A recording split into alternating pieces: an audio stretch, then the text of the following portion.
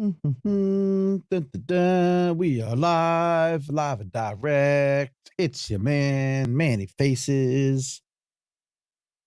It's been a long time. I shouldn't have left you without a dope show to step to. It's your man, Manny Faces. This is Hip Hop Can Save America. Peace and love to everyone just checking us out, just tuning in, watching on the replay. Do appreciate you. Really do appreciate you. This is the #1 show. Pretty much the only one, but whatever. I don't want to disparage anybody, but I'll be disparaging people all night, so we might as well start now. But the #1 show that looks at hip hop from a cultural and social and beneficial lens. We talk about the ways that hip hop can save America and do all the great things to uplift humanity and improve society. We do a newsletter. We do the podcast, which is the audio version of this. We do the live stream show. We want your interaction. We want this to be a safe space to have smart discussion about hip hop. We don't normally get into the, what's happening now in the, in the hip hoposphere. But tonight we are. Sometimes we get into a little bit of behind the scenes, in the weeds, ways that hip hop are being used in education or, mental health therapy or like all the things we discuss. But no, we're going to talk about some things tonight. We're going to talk about some things that are going on in the general gen pop of hip hop, right? The general population. We're going to talk about some Drake and Kendrick and Questlove in particular. If you're a subscriber to my newsletter, you might have gotten my very wordy response to something that Questlove had said about our beloved hip hop in the world. So we're going to go into that tonight, but I have a special guest tonight, which is super dope too, because we're going to discuss this, not just me ranting and babbling on for hours, but the mighty J.R. John Robinson will be here. John Robinson is an MC. He's been on the independent underground scene for many, many years. Super dope dude. Done a lot of music, done a lot of work. He's also an educator. He's written books. He's in the world of hip hop and education. But, this is a lyricist first and foremost. Peace and love to my good friend, Miss Thursday. What up? Ada Johnson, Miss Thursday in the building. Good to see you. Appreciate you checking in. I know as I said, I quoted Rakim. I said, it's been a long time. I should have left you. I kind of quietly didn't do a show last week. So anyone was like, what you doing, man? He's like, what's up? It's, there's a lot going on. But I appreciate you checking in, being here with us tonight. Of course, Ms. Thursday with the Beats Per Minute, BPM podcast that you can check out. I was a guest on that podcast last season, rather. Well, it might have been, no, it was this year, but it was last season. So thanks to Ms. Thursday for checking in. And I'm letting people trickle in. We've got this on the usual, networks, channels, whatever you want to call it. Hopefully you're watching on YouTube. That's where we want you all to kind of coalesce to. I am broadcasting through the Facebooks and some of the other places, but if you're watching this on a replay somewhere, YouTube is where to go. So hiphopcansaveamerica.com/watch. That'll lead you down the yellow brick road to where we're going to be kind of like permanently. Like we're trying to bring everyone to YouTube from all the different places. But, if you're watching us somewhere else, at least you're watching. So I appreciate that. Normally at this time of the night, Ada says she's been quietly not doing a show for a few weeks. That's okay. That happens. Like, this is hard to do. I told you, matter of fact, we had a talk and I told you this is not easy to do. And so enough respect to the independent artists too, but also independent media outlets to try to do the good thing, fight the good fight without getting all the, support that, so easily comes to others. We're going to talk a little bit about that tonight too. You see the topic on the screen. The battle for hip hop's reputation is how I'm phrasing this. This has to do a little bit with the Kendrick Lamar Drake battle. We're not going to take I don't take the normal path to these discussions. You can have your opinions and have your debates and go off. We do things a little bit differently around here. I will have a good friend of mine, a great artist, a great educator, a great friend of hip hop, joining us in a few minutes as well. His name is J.R. John Robinson. You might know of him, Science of Life, but also an educator, an MC, just been spitting for years and doing wondrous things on the independent, you might call it underground, but independent scene. World traveler, world renowned, J.R. Robinson, John Robinson coming in a few. And we're going to discuss some things. We were talking offline and we said, hey, let's talk about it here. So hopefully you're watching this and paying attention. You might be watching on the replay. That's fine too. Know that we're here live though, every Monday night, most Monday nights, 9 p.m. Eastern, hiphopcasaveamerica.com/watch. We encourage you to join us and comment in the comment section and take part in the conversation. So hopefully you'll do that tonight. I know Ada, Miss Thursday, is a loud mouth, so she'll be contributing, of course. Maybe our good friend Andrew Wang. Shouts to our Patreon subscribers. I normally run down the names and all that. I just want to get into it tonight because we have our guests and I don't want to keep everyone waiting too long. And what I'm going to do is I'm going to play a primer. If you subscribe to the newsletter that I put out, free newsletter, it's on Substack, mannyfaces.substack.com. You'll note that I put out a manifesto, as I like to call it. That was dope, because these are the words that I manifest. You see what I'm doing? Take heed to the words that I manifest. Words that I manifest. Words that I manifest. That's a pun, because Manny. So, okay, anyway, so it's a manifesto is when I write a long, very wordy, very verbose editorial about something. But some of y'all don't like to read. I don't mean like you don't like to read, like you're dumb or anything. But some people are like, I like to read things. Some people are like, I like to see it like spoken to me. So I turned it into a video. I worked on this all day so that we can get this in time for the show. So I'm going to take the editorial that I wrote about Questlove, Kendrick Drake, hip-hop's reputation. I'm going to play the video. We're going to listen to it together. My good friend John Robinson is going to then join us, and we're going to talk about this issue. Y'all can join in on the comments. That sound good? I mean, that's what you got to do. What up to TK Dutez, the Bonfire family, alive and well out there in BK, Brooklyn, New York. I'll be in New York in June, by the way. I live in Atlanta now, but I will come back to the motherland for the Hip-Hop Ed conference that's going on. We talk about these conferences here. So we'll talk about that a little bit later, where I might be. Rumor has it I'm going to be in Europe later this month for a conference out there as well. So, yeah, it's nice me talk. But we're not going to talk about me. Well, we're going to listen to me. So, look, this is how it is. We're going to talk about this situation. I want to know your opinions on it. I gave my 2 cents, but I'm just a guy. I want to see if y'all vibe with me on this. So, once again, in moments, I mean, this is a good chunk of video. So, let me get into it without talking too long. But then we'll have some commentary on it. My man, John Robinson, joining us. Here it is, a little bit about what I feel is the bigger issue when somebody comes onto the public sphere and says hip hop is truly dead. Here we go. In 2013, New York Magazine published an article titled 1993, the year that changed everything. In it, rapper Speech from Arrested Development was quoted saying Public Enemy revolutionized the subject matter in hip-hop. But then you had A Tribe Called Quest, De La Soul, Brand Nubian, telling people that black is proud, that diversity is cool. We're not all one color, but we can still be one in thought. In 2013, NPR heralded 1993's The Chronic as an audio document of the LA riots and called 1993 Rap's greatest year. Earlier, in 2003, Vibe magazine was already up on it, publishing 1993, the year hip-hop and R&B conquered the world, running down a laundry list of iconic artists and groups that today are known as iconic by rap fans and the general public alike. But in 1993, when all of this incredible music and art was bursting into the mainstream, the general public was being told something very different. I've looked through the archives of the New York Times, known as the nation's paper of record, and I've tallied up the articles that were being written about rap and hip-hop culture in 1993. Contrary to what was being written about in hindsight years later, the public was being told a much different story.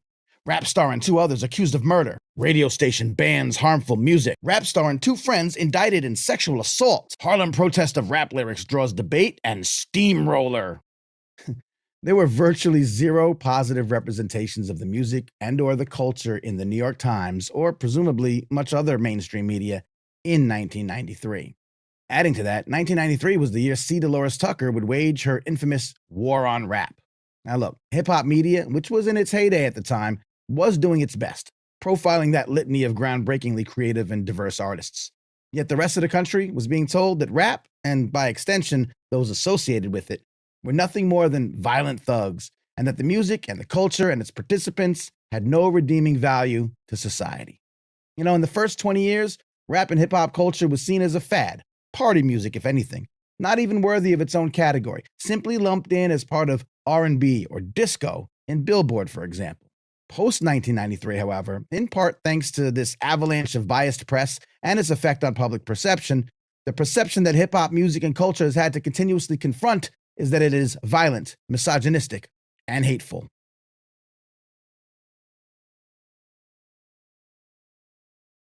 In 2015, I co-authored a research study with social psychologist Dr. Joyce Sever that aimed to gauge public perception of hip hop. Among several really interesting takeaways, one was that 67% of people who don't even listen to rap think that it's negative. Think about that, it's important. Also, keep in mind that unsure was an option, which is what I would say if you asked me what I think about music I've never heard. Now, if you're a subscriber to this channel or my newsletter, you probably already know how unfair this sort of thinking is to the entirety of hip hop, even if we just focus on its artistic participants. I would think most would agree that the depth and breadth of what hip hop produces as a genre alone is as vast as the human experience itself, from street ciphers to a Pulitzer Prize, from ratchet to revolutionary. And while negative can be subjective, sure, there are aspects of the music that we can all agree aren't representative of the genius and creativity of the genre as a whole. But that's the point, that an entire genre exists, which should never have to be whittled down to negative.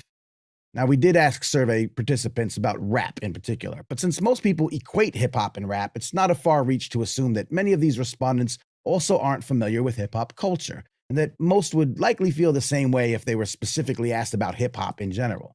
Which to me is even worse, because it's on a societal level where hip-hop's true positive potential shines. As we cover here on the Hip-Hop Can Save America podcast and livestream show, there's so many areas in which hip-hop is being used to help improve humanity. In schools, in mental health facilities, in physical and occupational therapy, in politics and activism. All of these in ways that are completely unique to hip-hop. These intersections with nearly every aspect of modern culture, many of them inspiring, have gone global. They cross every possible border, ethnic, cultural, generational, linguistic, religious, ideological. Hip-hop is everywhere. Hip-hop is expansive. Much of it is extremely positive. Hip-hop is truly alive.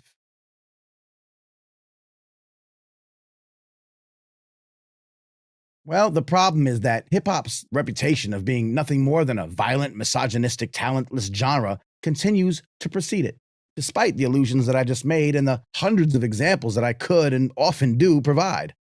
But it's not hard to see why. Remember, with media, if it bleeds, it leads. That's no different when it comes to the New York Times in 1993 or today on your local news or cable networks. And we can and should talk about how coverage in all of these arenas have long skewed against people of color in insidious ways. We can see this currently with the purposeful racist and xenophobic fear-mongering around immigrants or pro-Palestinian protesters, for example.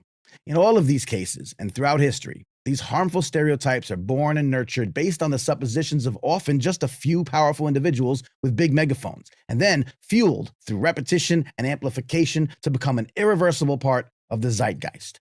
With hip-hop, it doesn't help when, generally speaking, the only news deemed worthy of making the rounds in the news cycle are stories about a fallen mogul or a rap battle between two of the industry's biggest stars, both of which, they'll quickly and repeatedly emphasize, are full of disparaging, personal, salacious accusations and commentary, just the kind of stuff they love in the media. But this is to be expected. Much good work and good trouble go unreported all the time. The point is, people never really get to hear about the positive side of hip-hop. For instance, at around the same time as the news was all aflutter about the Kendrick Drake affair, the 8th annual incarnation of a youth-centered hip-hop education conference was happening at Harvard's Graduate School of Education, an inspiring event showcasing brilliance in hip-hop-based education practices. Also around the same time, there were several prominent hip-hop artists up in Albany talking to state legislators about the dangerous trend of rap lyrics being included as evidence in trials. Seemingly, no media at all covered the former, and only Vibe that I could find touched on the latter. So I was intrigued.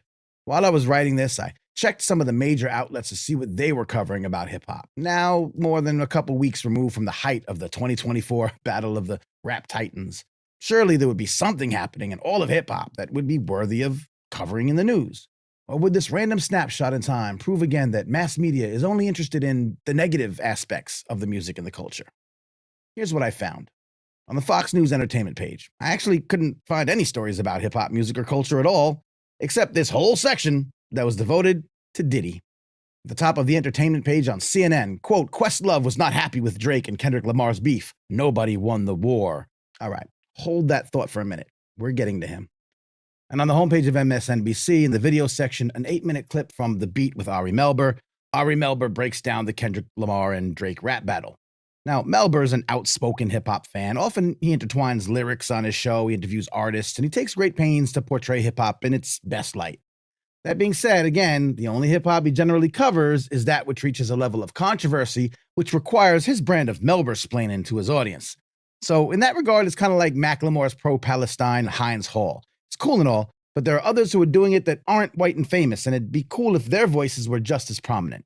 But I'm digressing.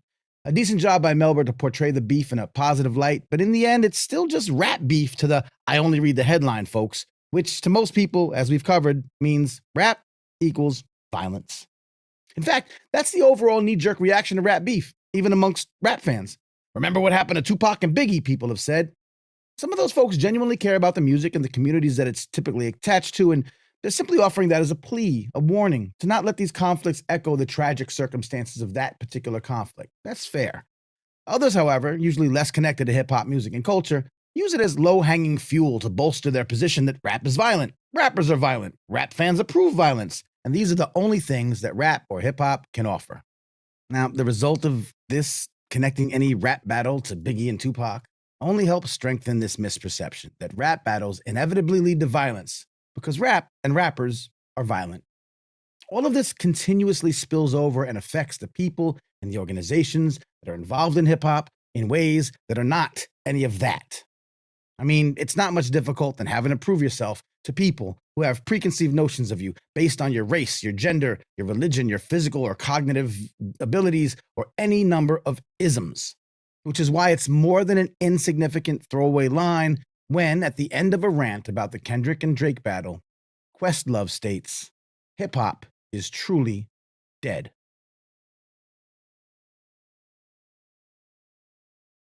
The substance of what precedes his proclamation is slightly less troubling, but not entirely. He calls out the content of the battle as mudslinging. Isn't every battle? He laments it as a takedown by any means necessary, women and children and actual facts to be damned. I mean, okay, it happens in battles. It's what happens. He foreshadows a violent end by saying, same audience wanting blood will soon put up RIP posts like they weren't part of the problem. We'll get into this. Before punctuating his viewpoint with the made-for-clickbait headline statement, hip-hop is truly dead. There are so many things wrong with this take, but everyone has their own opinions, so y'all can have at it. Feel free, though, to mention Questlove's voluntary and prominent role in Jay-Z's takeover during that MC's incredibly high-profile battle with fellow rap titan Nas. That battle had quite a bit of mudslinging, women, and baby seat references too, you know. Or bring up the fact that there have been countless battles in rap music that haven't ended in any form of violence. Or that content is one thing, but to suggest that this wasn't about skill, that's absurd. To me, anyway. But the debatable parts are fine. What it did was lead up to a conclusion that I feel is just flat out wrong and terribly damaging. Because here's how I think the logical line of reasoning plays out to folks looking in.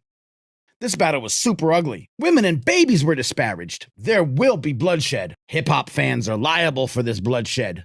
This is where hip-hop is today. Therefore, hip-hop is truly dead. Now, for those who don't know, this last phrase has some history. Similar to the same criticism that every genre of art has had to deal with from folks of subsequent generations, the hip-hop is dead thing goes back to the days it became truly commercially successful. Though Nas's 2006 album Hip Hop is Dead is usually the most cited. Now, although that title was meant to have a deeper meaning, Nas himself stated it was a foolish angle. On the album's 10th anniversary in 2016, Nas was quoted on hiphopdx.com as saying, "In retrospect, I missed the mark by miles. I didn't want to pick people apart. It felt like it was for a younger artist to do. I thought the title was enough to say it's dead. It was to say, I don't know where to begin. I don't know where to start, but at least I'll name it this and we'll see where it goes from there." Okay. Kind of odd that Questlove, known as a hip hop historian and musicologist, who's soon releasing a book on the genre, would be so quick to make the same mistake. Ooh, quick aside. It just now struck me as interesting. His book is to be titled Hip Hop is History, which could be interpreted as if to say hip hop is over, like long gone, like, oh, that's history. Interesting. Anyway, what's worse today than when Nas dropped is that in an age where news of demise travels fast, far, and frequent, Questlove is one of the more respected voices within the culture. And even more importantly, one of the most respected voices outside the culture, saying that hip hop is dead. Truly dead, even. I mean, come on. Are the roots truly dead? Is Black Thought's artistry truly dead? Are all of the things I talked about earlier in this video truly dead?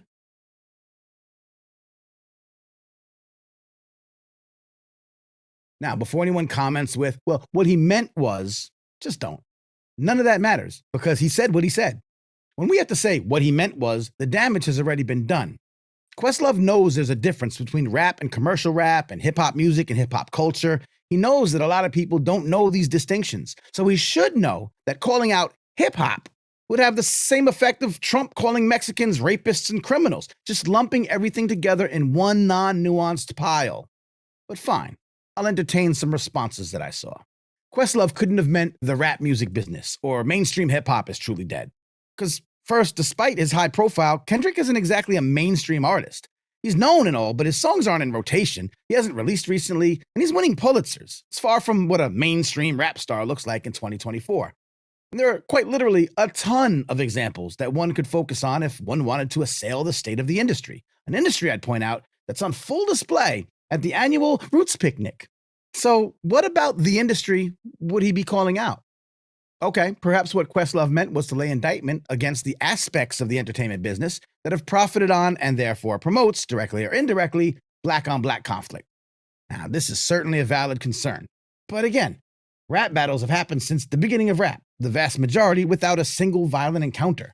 If anyone wanted to go after the industry which supports or highlights these things, there are so many egregious examples, the drill subgenre being the most obvious one. So no, I don't think it was that. Also seems strange that if you're going to call out individuals that are associated with the music business for promoting black-on-black conflict in rap beefs, then explain why DJ Academics is featured on the podcast stage of the 2024 Roots Picnic. Anyway, maybe Questlove was just trying to say what Stevie Wonder went on to tell TMZ recently, that all of this is a waste of time and a distraction from other important things happening in the world. Well, A, he didn't say that, and B, I wouldn't agree anyway. See, a person is capable of enjoying a rap battle or participating in the dialogue about it while simultaneously paying attention to other issues, and if they feel like it, participating in those issues, protesting or taking some other action. If they're that easily distracted, that's on them. Not hip-hop, not a rap battle. As hip-hop artist and activist Hakeem Green said, we have to stop blaming hip-hop for the things people do. I mean, there's always entertainment distractions, every day, all the time, from Barbie to the Super Bowl to the Grammys, whatever the distraction du jour is. But to be fair, entertainment's role is literally to distract us. Yes, sometimes those artists can also inform us or educate us or advocate for a cause, but not all of them do, and that's fine. As I noted in some comments I made about Macklemore's Heinz Hall, we don't need musicians to call attention to issues like we once did. The issues are all over the place. They're on the news and on our social media feeds. Experts exist across all sorts of outlets, mainstream, independent, and everything in between. It's up to us to be engaged, not sit back and wait for some artist or celebrity to tell us what we should be focused on or how we should be protesting. This goes for goats like Stevie Wonder, too.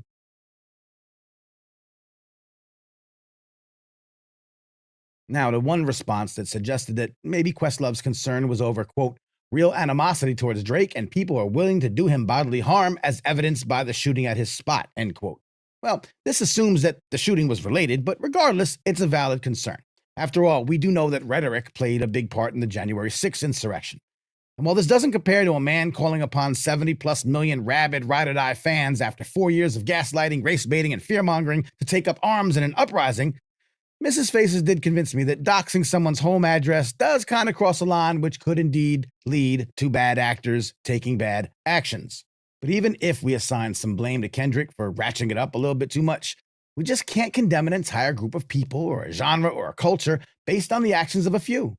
I mean, I'd even argue that anyone compelled to act on Kendrick's behalf or the perception of Kendrick's behalf is motivated by something way more than fondness for a particular rapper. That person has an issue that needs to be dealt with in another forum altogether. Lastly, I and many of my educator friends noted that there were a whole lot of topics brought up in these battles that do have educational, cultural, and sociological value worth discussing. Issues regarding colorism, immoral behavior, even what Questlove says are lies could lead to discussions about libel and slander. There was talk of domestic abuse, use of the N-word, colonization. This is what a lot of discussion that folks I tune into were engaged in, and often speaking with young people about.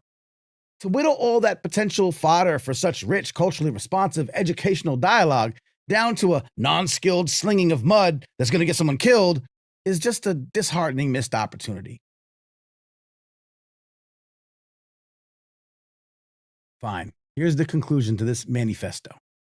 Hip-hop is a vast social, cultural, and artistic movement that's grown way past its ability to entertain. It's capable of helping uplift humanity in many unique and powerful ways. Many of those proven efforts are particularly helpful in improving the lives and livelihoods of Black and Brown Americans who have been traditionally underserved, underfunded, under-resourced, and underloved. In the same way that any ethnic group would not want to be judged by the actions of a small minority, in the same way that followers of any religion wouldn't want to be discounted by the actions of a small number of their clergy or extremists, in the same way that politicians that mean well don't want to be judged unfairly based on the actions of the loudest that sit on the fringes, neither should hip-hop and its artistic and cultural participants be subjected to a continued assault on its character by those who ignore its core DNA of a movement that's all about peace, love, unity, and having fun. My work with this channel and the Hip Hop Can Save America podcast and live stream and newsletter aims to lift up the work of hip-hop affiliated people and organizations who are actively improving lives, livelihoods, and communities through hip-hop. Collectively, we explore and we signal boost these efforts that the rap music industrial complex and much of mainstream media blatantly ignore. The efforts can help everyone, but much of their work, and mine, purposefully centers Black and Brown lives as the creators and nurturers of the movement, which has the potential to lift them up from the very systems that have put them in a place where negativity is an unfortunate but understandable byproduct.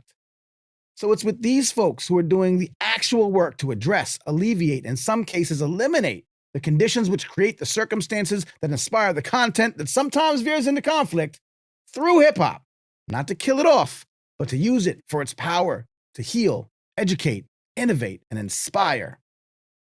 So when someone as revered as Questlove speaks up and says things like, hip-hop is truly dead, essentially equating today's hip-hop with nothing more than inevitable violent outcomes, I view it as a slap in the face of the thousands of culture workers, artists, and advocates that are busting their asses to bring their initiatives to life. Initiatives that can literally help solve the problems plaguing their communities, the real cause of the issues Questlove and others are so rightfully concerned about. Instead, those folks often have to waste time defending why they're even using hip-hop, since it's so violent and misogynistic, and truly dead. I and the many people that I talk to and work with do not believe hip-hop is the cause of negativity or that things in hip-hop are the causes of negativity, but rather there are solutions to reducing racial and economic inequality, and that those efforts will directly reduce the amount of Black and Brown inequity, disparity, and yes, violence and death in America, one of the many wars going on that we haven't become distracted from, one that has been waged in this country for centuries. I also believe that those same tenets can be applied to other conflicts here and abroad, including those regions that have been in conflict for millennia. But what happens when people like Questlove and Stevie Wonder express these things to drama-loving social media or soundbite-obsessed media? An overwhelming response is, yeah, hip-hop needs to do better. I'm saying it already does, and that anybody with a platform or reach of someone like Questlove who doesn't understand that, who doesn't do anything to spread that reality, and who doesn't understand that his statement just perpetuates the idea that, basically, hip-hop ain't shit, does extraordinary damage to all of the people that hip-hop is trying to save.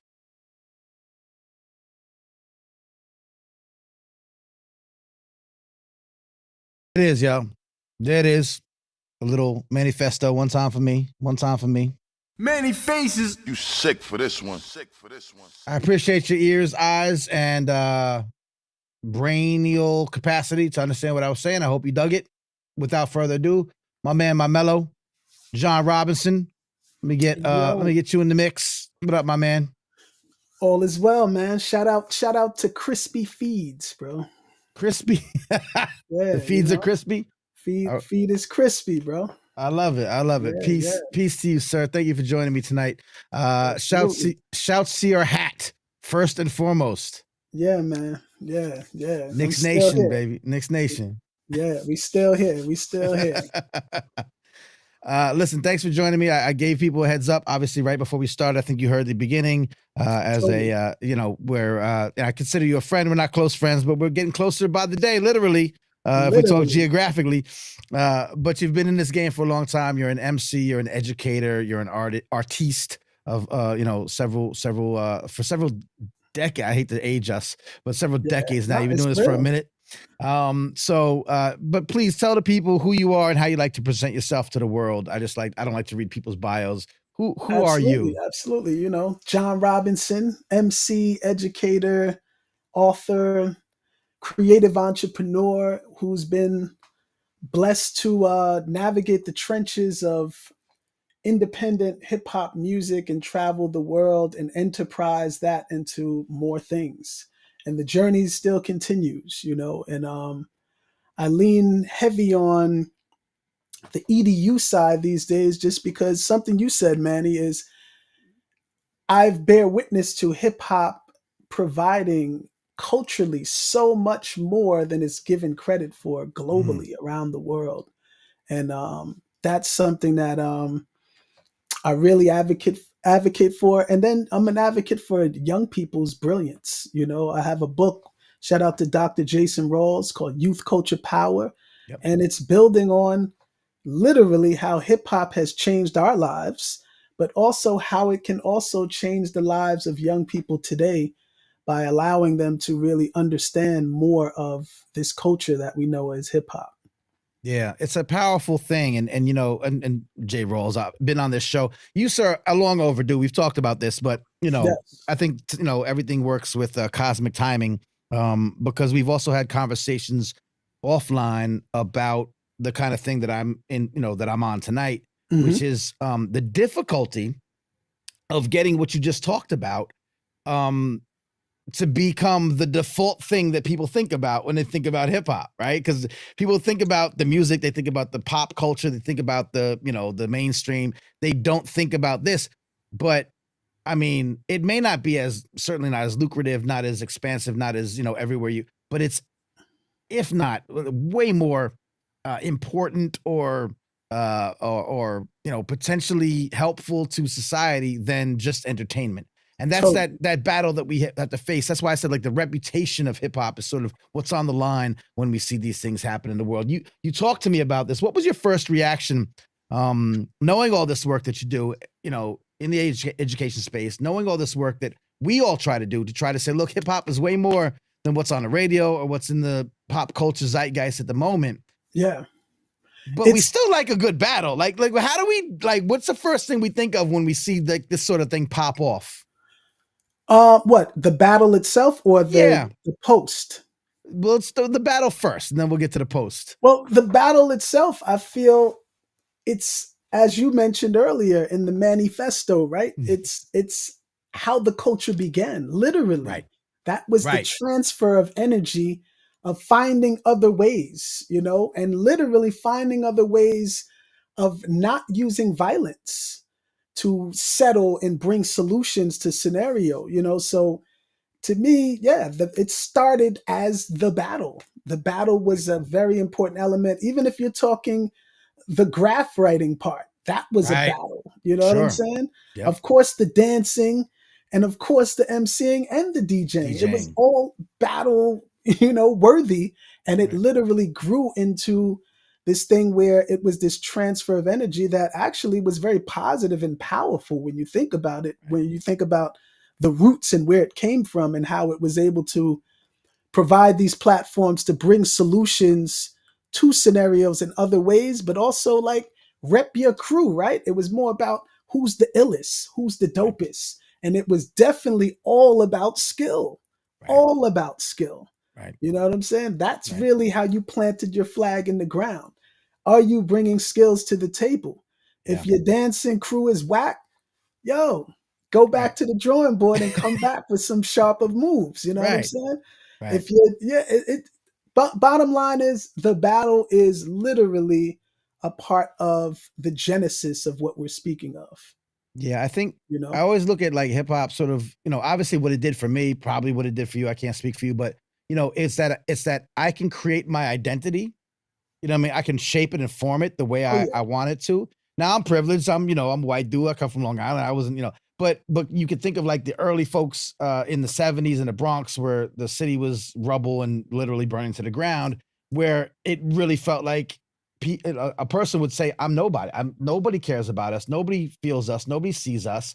So when I write that tag of my name on a subway train that then goes throughout the city, everyone yes, sees my unique thing that I do it in a style that nobody else can do. I have the name that nobody else has. I've established myself as someone who exists, and absolutely, and that expression has always been like, I just sometimes it's like I want to be better than you because who isn't like competitive and egotistical in the world, right? But it's absolutely. also but at the core, it's also like I exist, and you gonna see me, you gonna hear me, you gonna listen to me, you gonna know that I exist, and that's why hip hop is so powerful worldwide, because everybody just wants to exist and be heard as they are, right? Yeah, yeah. For me, that I came into that as early as 10 years old, Right, shyest kid in the school. right, I write my first rhyme with a classmate. We perform at the school talent show, and I get revered for my performance. right. And it literally became my superpower. It was like, Oh so wait a man. minute, I can actually do this thing and, resonate with my peers on this Right. level that I've never felt before. And it literally allowed me to look at presenting in school differently, participating and Mm, raising my hand different.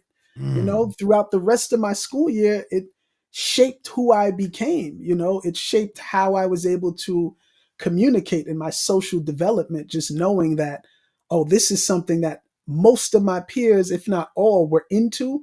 And if I get really good at this, I'm a champion mm. amongst my peers. So that was something that I learned early on. And I'll admit, I used to even cheat a little bit, man. I might shout out to Lord Finesse. I used to write Lord Finesse rhymes and spit them to the girls, and they were like, That's oh, he's amazing. Or I might write a Stevie Wonder lyrics down and send it to a girl in a love letter. Oh, he's so poetic. He's amazing. wow. So I did use the cheat code early I on. understand. But I my get it. point is on the social development, figuring out who am I, Yeah. hip hop was a huge part of that. Definitely. Yeah, I always say, like, even like, because everybody was a failed. Well, you're actually not a failed. You're a successful. Some of us were, I wouldn't want to say failed, but like we wanted to be rappers, and so Yeah. we would write raps. And it's so funny you said that. Like it was ninth grade for me. I wrote my first rap. It was basically not a parody, like a reworking of my Adidas, but I called Nice. it my Mercedes because my dad had a Mercedes. And it Nice. was like, my Mercedes, it's my favorite car. I drive it anywhere, near or far, like that kind of thing. And Ill, ill. when the girls, man, and then the girls heard me, and then they would pull me around the school by my arm. And they were Yep. like, look, and they'd bring me around their friends. I'd be like, oh, yo, he can rap. He can rap. Go ahead, do your rap. Oh my God. That's it. To this That's it. day, I'm like, that was Yeah. the best day Oh, of my that's it. life. But that's what I meant. Yeah, Right. revered by your peers, Oh but the man. girls, The that's what did girls. it for us. It was like, oh, Woo. I'm Shouts, a shouts, social king. I'm king. Shouts So to yeah, shouts to man. Kia Pratt. I grew up in Westbury, Long Island, man. She was like, "Come here, Nice. you can rap. Come here." Look, so but what I'm saying was also what it did was it actually. So I say this often. I say anybody who tries to be, and most young people try rapping at some point. Like it's just a thing Totally. we do. Totally. We're by nature you end up being a better, like you said, a better public speaker. More comfortable in front of crowds, which is a Yeah. huge life skill. Like that's a life skill that'll lead you far in the world. And we often talk about hip hop as doing that, like giving you these life skills that people who don't understand hip hop or don't look at it the way we do or don't participate in it, sometimes even participated, but we don't even know what we've learned, what we're doing. We're learning transferable life skills that do help us later. I mean, hip hop itself is I do a whole keynote on hip hop and technology and how, we always like kind of hacked, the turntables, we hacked the Totally. mixer, we hacked the everything. So, but it was like, it's a critical problem solving ethos that we have, that we're not supposed to do it this way. They don't want us to make a record. They don't want us to be on the radio. We can't touch the records, but we do, and we manipulate like, it's all problem solving, critical thinking, public speak, like all these things are life skills you get from hip hop. Totally. And then you get to transfer them in your life. And now when you do enter like the educational space, those skills are enhanced, like you said, superpowers, right? Superpowers. Yeah. Yeah. And not to mention, I mean, you can't turn on a television or even internet ads without seeing some of the ethos of the culture represented on things that are outside the culture. So they're tapping into the sauce, realizing that, yes, this is a fuel that generates globally. Yeah. And it Now tunes in with people all over the world. Now there's two sides to that. There's the one side where it's authentic. As we always say, I always like to say, like, there's an authentic connection. If you have an authentic connection, if you want to be a better educator and you work with anybody young, to be honest, but particularly in, communities of color, but really wherever you go, all the kids love hip hop, right? All the kids can connect. You can have an authentic culture, or you can have a, manufactured connection to the culture, right? You can have, I just had a great talk. There's a great, I have a YouTube quick clip with, I was talking to Dr. Todd Craig, who wrote a great book. And we were talking about how Home Depot just put out these milk crates, these square milk crates. Remember the milk crates we'd carry the records? Yes. And you can go buy these milk crates. And I'm like, oh, this is dope. They're square. They're like, nice size. And I'm like, oh, I bought like 4 of them on site. I brought them home. I put my records in them. They're just too small. Wow. They don't actually, you have to put them on that. They're like a half an inch. Wow. They're like 11.75 when they need to be 12 inches. And I'm like, yo, what the hell are they doing? You know how many millions of milk crates they could sell if they just expand, but they don't have anybody authentically connecting to the culture within that ecosystem. Exactly. Although somebody said like maybe they do it on purpose. I'm like, I don't know. Them white hipsters buy a record now too. They buy vinyl too. So like, exactly. So we have to talk about the difference between having an authentic connection and not have. I know there are critics of, you work in the educational space. Now you've connected and you've written books and you've worked with kids and you've done some great stuff. There's critics of, that the use of hip hop to fill seats in an educational space, right? To appeal to try to get people to come in, but it doesn't feel real. It doesn't feel authentic. Yes. So I know that we have to, and this will now tie into the next thing we're going to talk about, but I know we have to sometimes advocate or battle for the culture so that it isn't being abused by those who might seek to, use it for their own advantage. I don't know if obviously we've seen this evidenced of that, but how important is that battle? Do you have any, anecdotes to share, but how important is that battle? Because we do see, like you said, they're using the culture, but there's a difference between, using the culture for good and using the culture for, gain. Totally. Yeah. Totally. No, there's a huge difference. And when I said that, to your point, I feel like when it's used on a corporate level to sell products, 9 times out of 10, it's on the negative side of things because they're out of touch. Right. They're not really hiring people who are truthfully in tune with the purest level of what the culture stands for. Right. So a lot of times, it's appropriated in a lot of ways and just used as a crutch or leverage to, appeal to a certain demographic. Even if it's on a corny level, it doesn't matter, right? Right.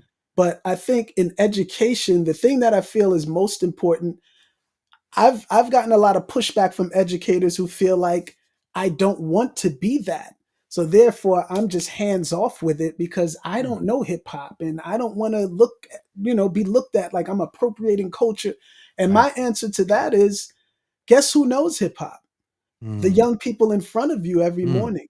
So let them teach you about what's right and what's wrong and just allow and center it in the space as the adult and step back and let the magic happen. Because a lot of times we're trying to dictate youth culture, but the architects of youth culture are the young people in the room. We're Right. not the The architects youth of in youth culture. Exactly. Yeah. So Yeah. I think that's one thing that I always tell the adults, you don't have to be hip hop to activate these experiences in your education spaces at all, because the young people there are connected to it in different ways, right? It might not be direct. It could be Right.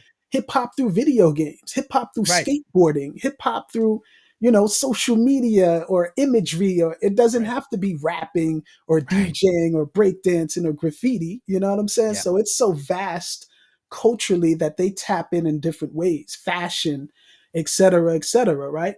But Yeah. let it happen and center it and just encourage it happening, and then learn from your young people, right? But then I also feel that authenticity is important, right? That's Mm. what hip hop wants. Hip hop wants you to show up as who you are. We'll get Right. into this, but I think that's some of what we're seeing in this battle. There's Yeah. there's authenticity happening and shining on a high level, and then there's also things being picked apart because you got receipts, and Right. you can tap into those receipts and be like, are you Mm. really this?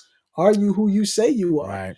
And Right. I think even if you're the quirky guy or girl from the middle of America who've never seen an urban hood in your entire life, be that person and enter into hip hop in your way. And I guarantee you'll be way more respected than try to fake in front. You know what I'm saying? Yeah. Because we see it happen all the time.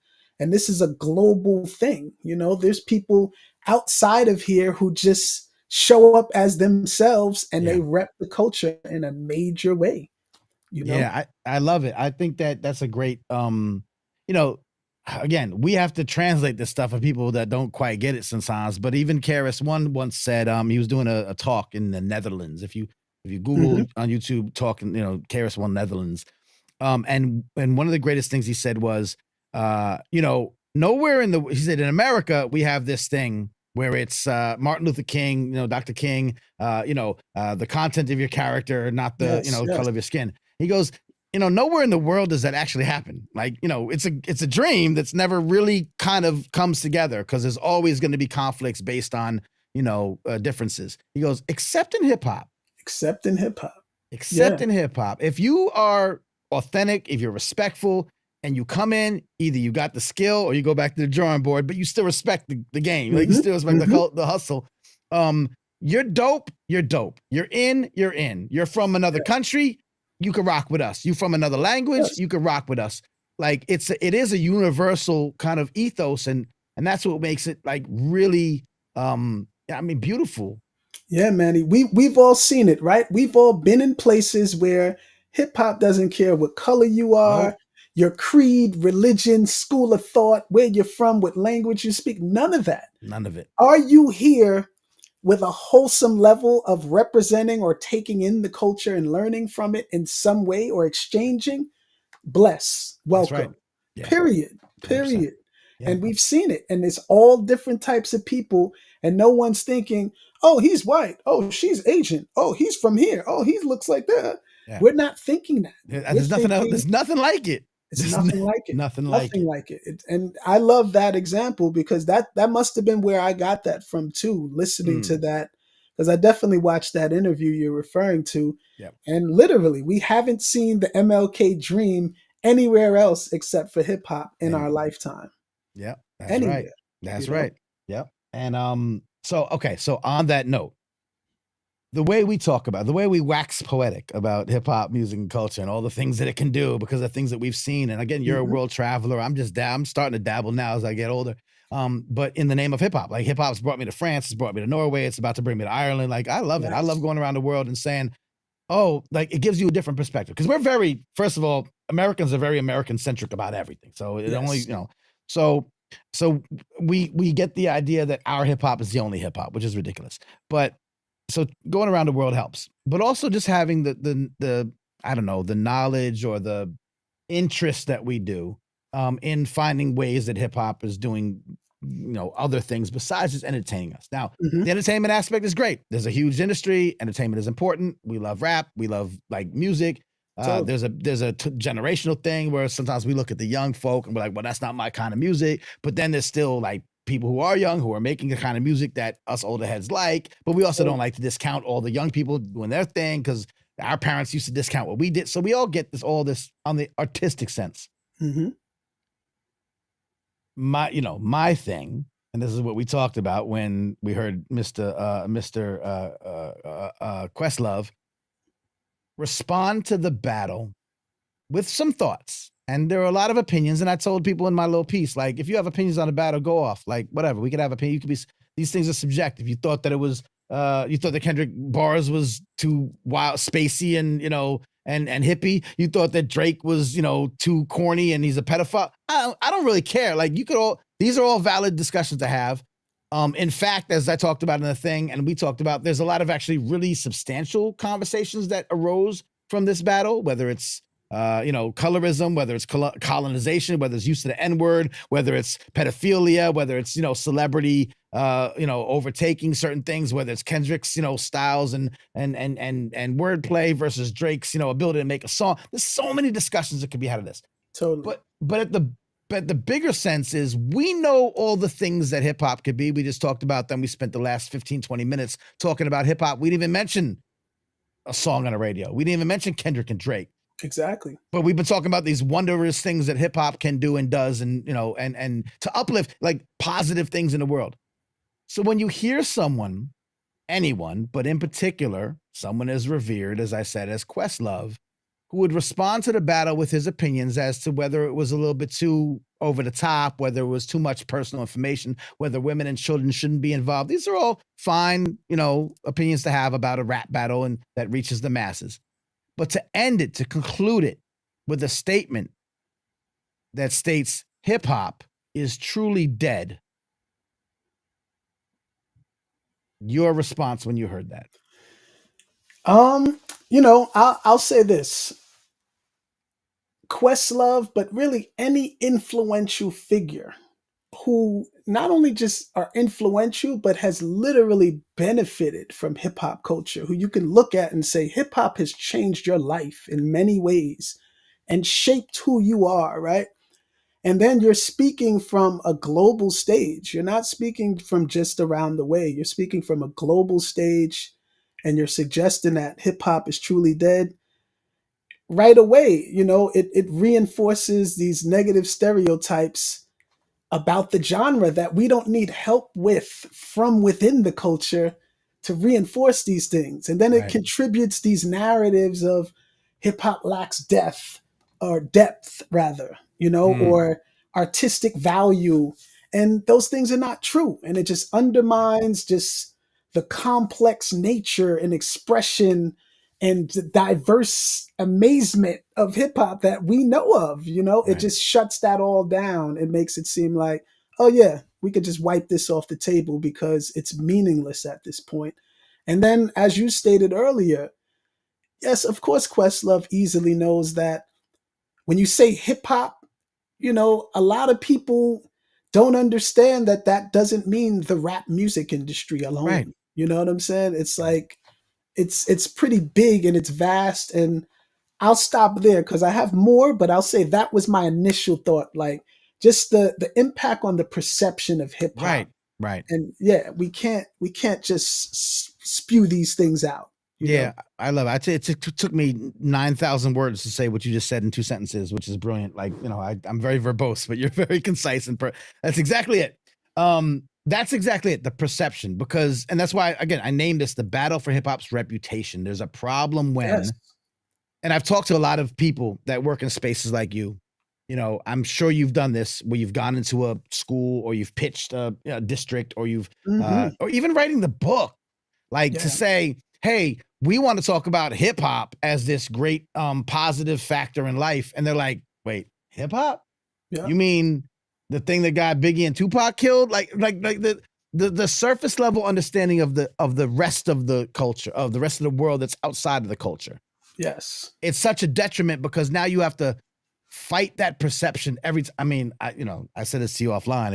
It's, and I said it in my piece. It's no different than being someone, dark skinned, or being an immigrant, or being, a pro-Palestinian, it's like you get looked at a certain way. It's bigotry, right? Totally. And Totally. that these public statements, we expect it from the people. Famously, Geraldo Rivera once said on Fox News on one of his programs that, I don't know if he said rap or hip hop, because, again, he doesn't know the distinction or whatever, but I think he said, rap or hip hop has done more harm to black people in America than racism. Oh man. Like, right. So it's like, Wow. like, okay. So but now if you talk to anybody whose, source of information is Fox News, they're Mhm. already on that tip, like that hip hop and rap is terrible, negative, whatever. Mhm.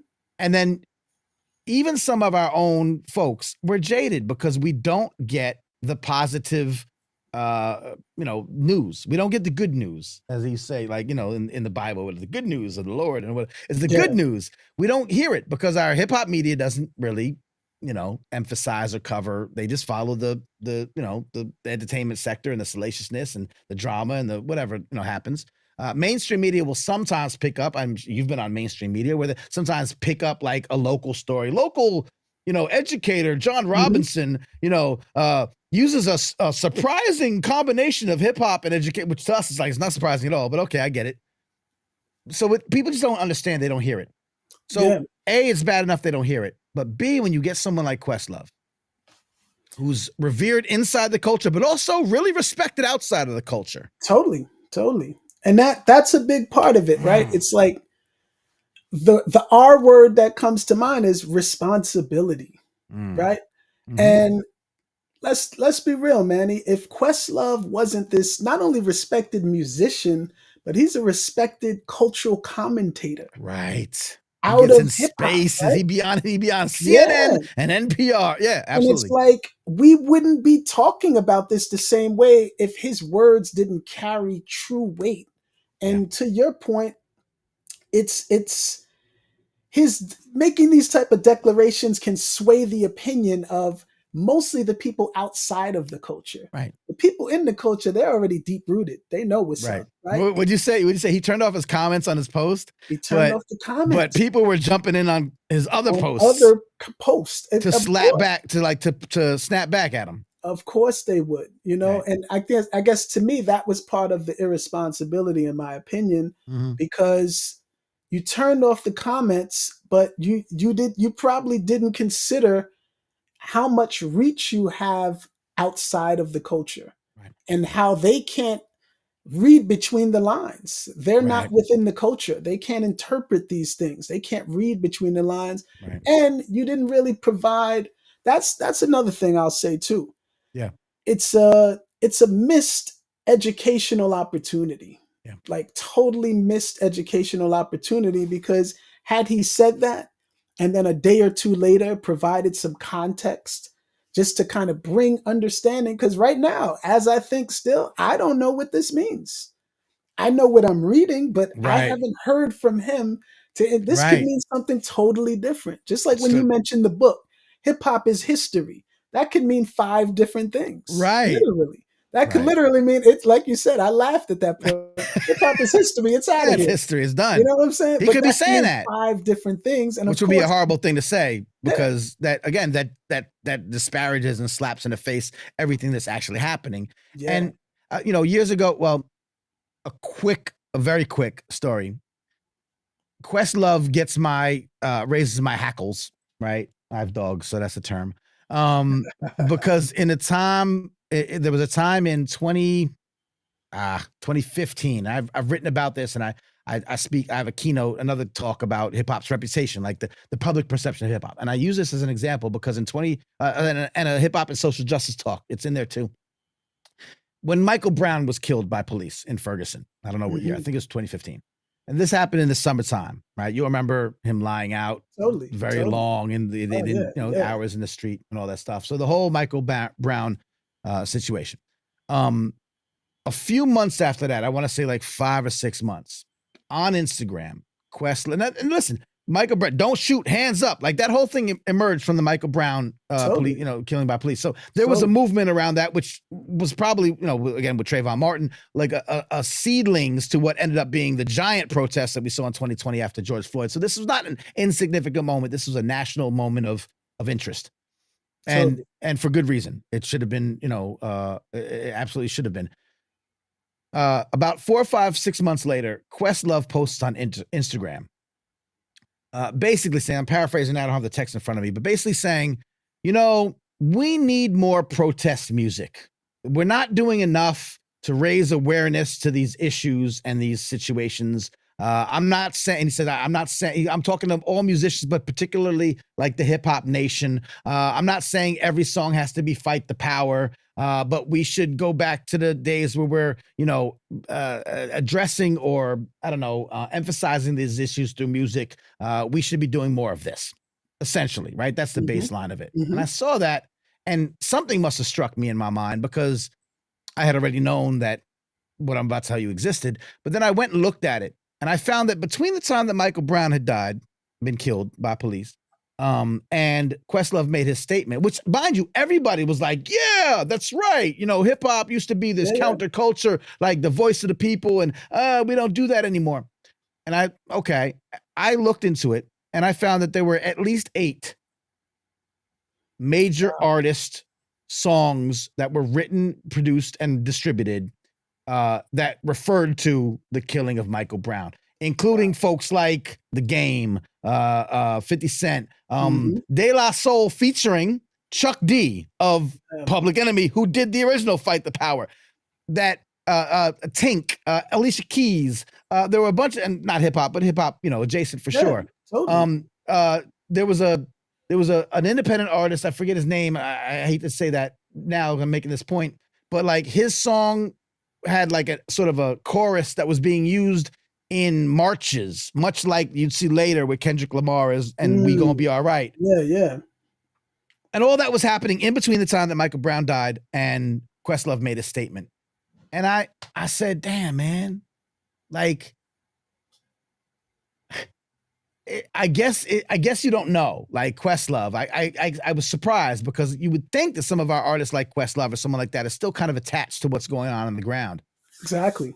But he wasn't, clearly, or else he would have simply said, we need more protest music, like X, Y, and Z. And that's all he had to do, because that does so much for the movement. When you lift up somebody, instead of just disparaging and say, oh, no one does this anymore, call out the ones who do. And I got really upset by this because I know that there were people that were actually making music like this, not to mention all the lesser known or independent artists that don't get the big recognition. And I just find that that's such a, like, where does the responsibility lie? I mentioned this to somebody and we had a long talk about it. And he was like, you shouldn't be calling them out. They have no responsibility to do these things. And I'm like, I don't know, if you're Questlove and you call yourself a musicologist and you call yourself a hip hop historian and you're in that position where you're taking interviews, I think the responsibility does lie on you a little bit. You'd agree or no? Totally, 1000%. Just as easily as you did that quick search and found all those songs. Yeah. Do the quick search. And even if you don't refer to all of them, refer to some. Right. Because like you said, that changes the entire dynamic of that statement. Right. Yeah, because he said we need more. He didn't say we don't have any. We need more. And it basically allows you to say, no, I'm not totally out the loop or out of touch, and I'm not undermining what's there. But guess what? Let's even take it further. Let's push it further. And referencing, and you're not naming artists that are under the radar. That's what makes it worse. That's what makes it worse. These are artists that are right. Because I could pick I could say Kemba or you know what I mean, or John Robinson. Like it's not that y'all are insignificant. You're not. But like, okay, you're not Diddy. You're not The Game. You're not okay. Fine. Exactly. 50 Cent, right. But the fact that those names were out there and you didn't De La and PE, that should have been first on his list. Should have been number one. Mention that one. I don't get it. I don't get it. I guess the thing is, Manny, I'm realizing that it's easy to become out of tune and out of touch to what's happening when you're so just in your zone of your little bubble in your world, right? Yeah. And but I think there's an easy way because we have so much access these days. There's an easy way to stay in tune or at Yeah. least do a little research. Like, I mean, I feel like to your point, right? When you do these Monday shows, you're not just off the cuff completely off. You do research, you're digging in, you're Right. listening to different perspectives Right. and kind of coming with your own thing. And it's like I feel like we all have that responsibility, especially when you have a platform that reaches people. Yeah. And the reality is Questlove's words carry weight. Like That's it. seriously, his Yeah. words really carry weight and it sways people's opinions for real. Whether he Yeah. knows that or not, it's a fact. It's a Yeah. fact, Yeah. Absolutely. Like I you said, I know? think that, when you look at, no one's gonna listen to like no few people are gonna listen to me, whether it's someone like even someone who's on a national level like Dr. Chris Emden, who, Yeah, yeah. obviously speaks about these things in an educational space. These are still small like potatoes compared to because when Questlove speaks, and I made this realization when we talked about the Michael Brown thing in Ferguson. Mhm. And again, God, geez, like Tef Poe was in St. Louis, and Tef Poe was on the ground, and he was in Ferguson. He was like on the ground. He's on CNN. He's a local artist. Have been doing this kind of stuff for years and years and years. Then he was like the Nasir Jones Harvard fellow. Like there are people you could call out and to be like, listen, I'm not into this. I don't know who's speaking to, but here's a guy I know who does. So yeah, there's 1,000 chances to uplift Totally. somebody. But I said during the time, that it's just it I mean, it does a great disservice. It just does a great Yeah. disservice to what we're doing. And I don't know. I did wanna say too, it's the reason I love this dialogue is because it it really pertains to anyone who fits that script, right? It's That's not just true. Questlove. No, no. It's Absolutely not. anyone who No one's has that type of platform and right, influence right. and, really weight on what they say and what they do. Yeah, Even us, right? Just as you stated, we don't have that much weight in comparison, but we still do our due diligence to make right, sure that what we're saying lands well and it matches our integrity, right, and it's really thought out. I'm not going to just get on a platform and just spew out something and not leave any context or really kind of explain myself and articulate exactly what I'm saying because I think it's irresponsible, man, and it opens this type of void. We shouldn't even have to have these conversations, right. especially when it's someone from within the Within culture the who's culture. highly respected and Outside the culture. we've watched his journey Sure. and we already know what you stand for. You've shown us the whole way, and it's like live that part of it. And I think anyone in that position should be feeling and thinking and moving the same way. And as I said earlier, Manny, we don't need any help reinforcing these negative stereotypes Right, from pillars within the culture. Like we right. definitely don't need that. We We have don't. enough pushback as it is, man. Like, 100%. yeah, I yeah, think man. also I think it also what the other unfortunate thing it does because I think a lot of people so we talk about like outside the culture and there's always that like push and pull of we don't need no validation from people outside the culture. And I mean like that's and we have that like in hip hop and Yeah, especially folks like I don't care what they say. We're gonna do our own thing. Okay, that's cool. But at the same time, until we take over all of those institutions, yeah, we could use some assistance. We could use some allies, right? yeah, Or, in these institutions. So it's not like totally within our, it's not crazy for us to say, or, forget, forget them. They're not important. They are important. It's yeah. yeah. I mean, Especially when you're talking about saving the babies, right? right, It's like to have that access, there's certain doors you got to kind of knock on and move right, through to even have that direct access to the babies and to normalize these things. Us right, being within the culture and growing with it and it literally raising us to who we are today, we easily see the dynamics that it can provide right, globally, but not everyone sees that. So right, guess what? I think, you told me a story that relates to this, but it's like anytime you're given ammunition to opposition, they're going to use it and Right. use it That's as, right. something that says, yo, oh, look, Right. even within the culture, they don't even think that this is blah, Right. blah, blah. So let's throw more fuel in the fire and push back even harder. Because, Yeah. they're fighting even within the culture about these things. Yeah, I think that's the big point. So again, I'm not trying to, and the guy I talked to a long time ago about the first Questlove thing where he was like, Questlove doesn't have any responsibility. I'm like, well, he does. Then if he doesn't have anything positive to say, he should shut the F up. He's like, that's Questlove. And I'm like, I know, but I don't be, so, but at the same time, he said, don't call him out, call him in. Call them in. Yeah. And I've adopted that kind of mindset. Like I not gonna see me, but I tweeted him. I'm like, Questlove, can we talk about this? Because there are folks like you and me and a bunch of us who say, listen, man, like you may think that like that's a valid statement. Hip hop is truly dead. And then you attach it to this battle and you specifically mention that it's gonna lead to bloodshed and people dying and you're gonna put RIP posts. That's just a horribly irresponsible thing if you're interested in, which maybe you're not, but I'd love to know.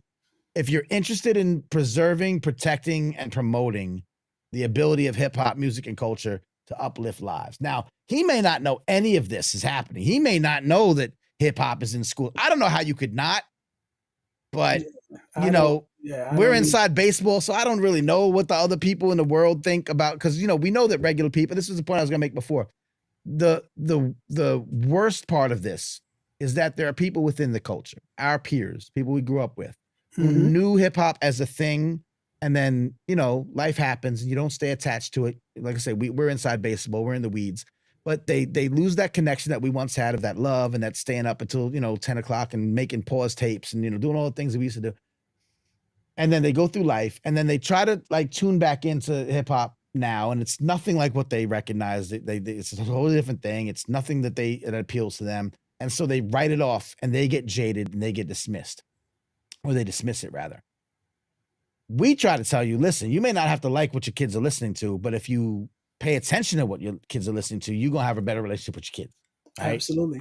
If you're a teacher, if you're a parent, if you're anyone who's in any kind of authority figure over kids, you may not have to like what's on the radio, but you have to understand that there are people making music that will appeal to your old school DNA, whatever you like, whether they're new artists, I talked about Kemba, we talk about Earth Gang, I like what Earth Gang does. Like there's artists that do stuff that my old ass, like I feel that, like I feel there's a real good connection. There's also artists from our days that are still making music that we could support. And, like we talked about De La Soul, made an album a few years ago. Master Ace has been making music from like all throughout, that if you liked Master Ace then, you won't like Master Ace now. So we can still, but we don't know any of this. The problem with a Questlove, who again is very revered inside the culture, just reinforces within our culture, the people who are already jaded. Yeah, that's what I'm talking about, man. It's all bullshit. Yeah, man. And then, I'll mention too, like shout out to Ghostface and Nas, like the Ghostface new album coming out on Nas's record label. Right. Like that doesn't spell out hip hop is dead to me. Right.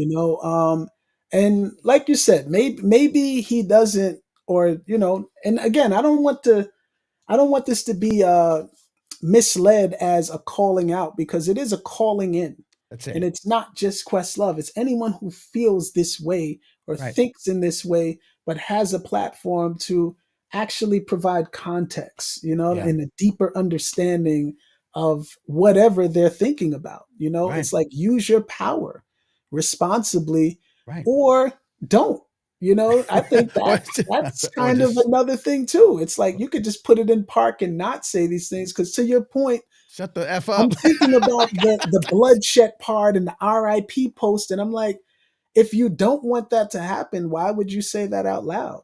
Like why would you even put that out there if that's what you're trying to not see happen? We talk about manifesting all the time, and it's like, yeah, man. And I think that's such a dangerous thing, because we're talking about connecting these things that don't, like when I hear rap battle, the first thing I think about is not, oh, who gonna die? And I don't understand that. Like I don't understand. Like we know rap battles. We've been rap battles since the beginning of rap. There's been 50 high profile rap battles, and Tupac, Biggie, Lil Kim and Foxy Brown shooting the Hot 97. Cuban Common, Cube and but there's so NWA, many that weren't you like know, violent. yeah, Like weren't violent. Kept there's it on wax, kept it on 1000%. wax. That like rock today, like yo, it's all good now. Like, so I Yeah, don't understand. Now there's a conflation because you hear about even today, you hear, like I said, the drill shop subgenre is an area where you can say, okay, look, there's conflicts that end up being on music, but those conflicts exist, and music is sort of just the the like vehicle. vehicle. Yeah, The music isn't the cause of that, and that's a new phenomenon, regardless. And again, I wouldn't think when I first heard Drake and Meek Mill, I'm not thinking anyone gonna die. I'm not thinking there's gonna be a shoot. And Meek at Mill all. supposedly, you know what I mean, come from the streets and might pull up with the ratchet and it might be a thing. But I didn't think that. I'm not like that's Me not. either. So for Questlove to say, for anyone to say, and I said in my piece, I said that's sort of the knee jerk reaction, and I think that that's a fair thing. Look, there's crime, there's gun violence, there's people dying, there's especially in Black communities. I get it. I'm not saying that none of that exists. I'm sure you're not. Yep. But what I'm saying is that we have been conditioned to equate this culture and its artistic components equals violence. We've been conditioned to that for so long that even we believe it. And it's just not the case. In fact, as we know, as I think we know, as I like to believe, the things that hip hop can do to solve those problems, which cause the conditions, which create the circumstances that lead to the content that cause conflict. Mm-hmm. Like we can solve the problem through hip hop. Not hip hop is not the problem. And I think that there's, we could have this conversation another time, that once people realize that hip hop community might turn into hip hop constituency, you know what I mean? That we could have solutions through hip hop, that's when people made it difficult for hip hop to have that kind of power. Exactly. And as you said, Manny, like we can't. What did remind me of the Hakeem Green quote? He responded to actually my thing. He said, we've got to stop blaming hip hop for what people do. You know what I'm saying? And a lot of the issues within hip hop that happen, like you said, they're people They're people. responding to conditions that existed outside of hip hop and the music itself specifically. Right. And that's why I said the music a lot of times, as we're seeing in the drill subgenre, is the vehicle. But if there were no music, there would still be issues. Right. They'd be sending like emails or something like something, or just pulling up with no music. Up. You know what I'm saying? Right. The thing is, we're not addressing the real issues. We're just blaming hip hop. This was my beef with Mayor Adams, of course, New York City, who had that big tirade where he somehow drill music, right? Yeah, he discovered drill music. He became mayor of New York City and somehow just realized through his son or something that drill music exists. And yeah, I'm gonna ban the music. I'm gonna yell at the social media. I'm gonna yell at YouTube for spreading it. And I'm like, why don't you just fix the problems? Exactly. Like these problems existed before the music was so readily available as a vehicle. You could make music at home. You could before these computers and such. This was happening not like violence in the hood was like in the wasn't in the 90s when you couldn't do it's ridiculous to me. Exactly. Solve the problems. Yeah, man. And it's one of those things where a lot of these problems are problems that mainly are based around young people not having things to do that are productive, not having guidance, not having spaces where they feel safe, where they can actually blossom and develop.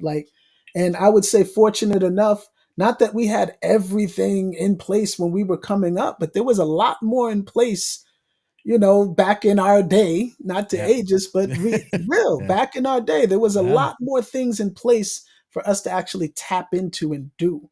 And the main reality is the music, the hip hop that we knew and loved was a guide for us. It provided context. It provided critical thinking. It provided a vivid image of balance. Yeah, you could do the negative and do this, but this is what will end up. But you can also do this and blossom and thrive in this way.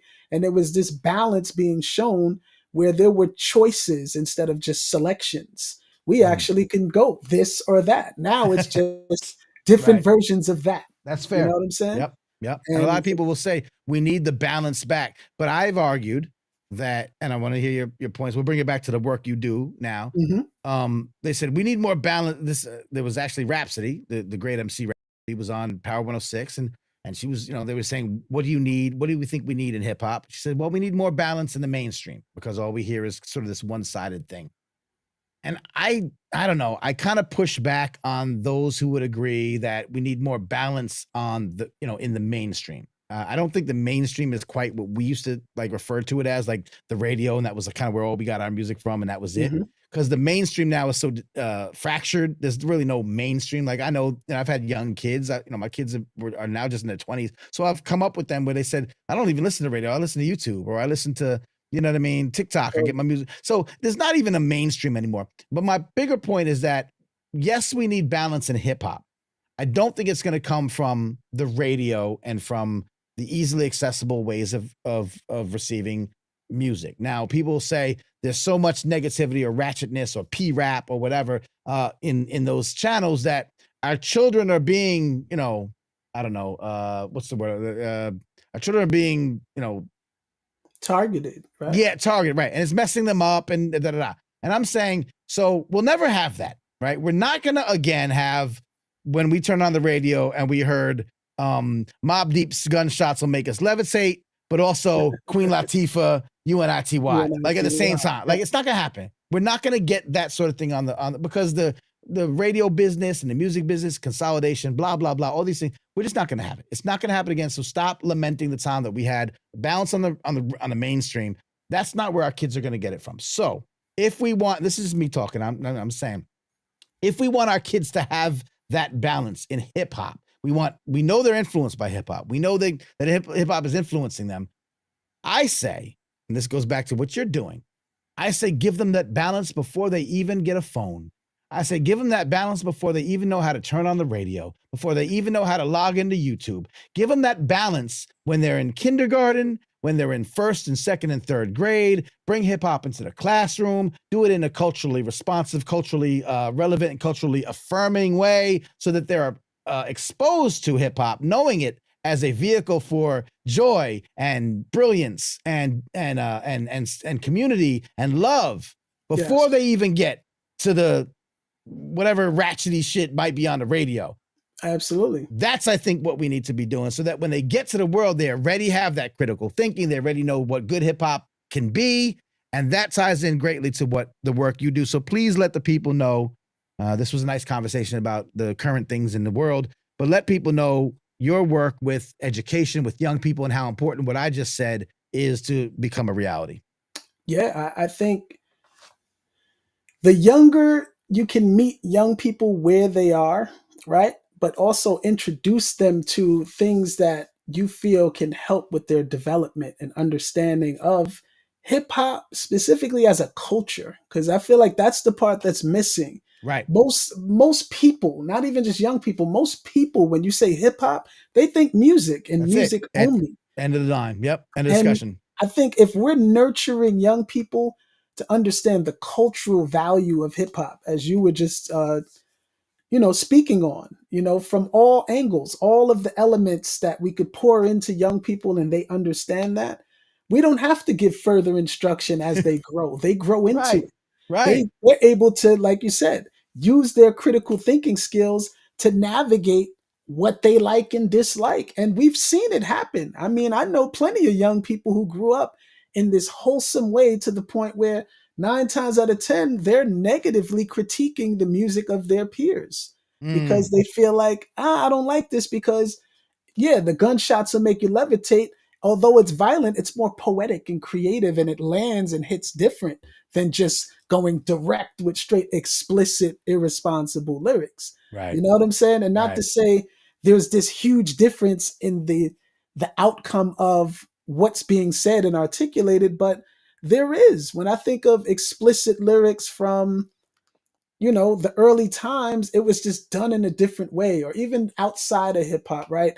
The soul music we grew up on we had to become adults before we realized what we were singing was inappropriate. That's That's how right. ill it was. That's how Right. ill that think about Mary Jane, Right. a song about Right. Sure. Of we course. didn't know, yo, that's the Right. smoothest, coolest. We didn't know that song was about that until we Right. got of age to understand. I was just So I listening guess, to "You Make My Love Come Down." I was like, "Oh, you you know know what I'm what? That's saying? a whole different Oh, vibe than what I." exactly. We didn't even Right. understand. Right. And it was done in this clever, just The crafty way innuendos. Yeah. where it was like, whoa, this is amazing. But I say all that to say, I agree with you, Manny. I feel like the younger we can reach young people with just the wholesomeness of the culture, they'll understand it better. They can navigate it better.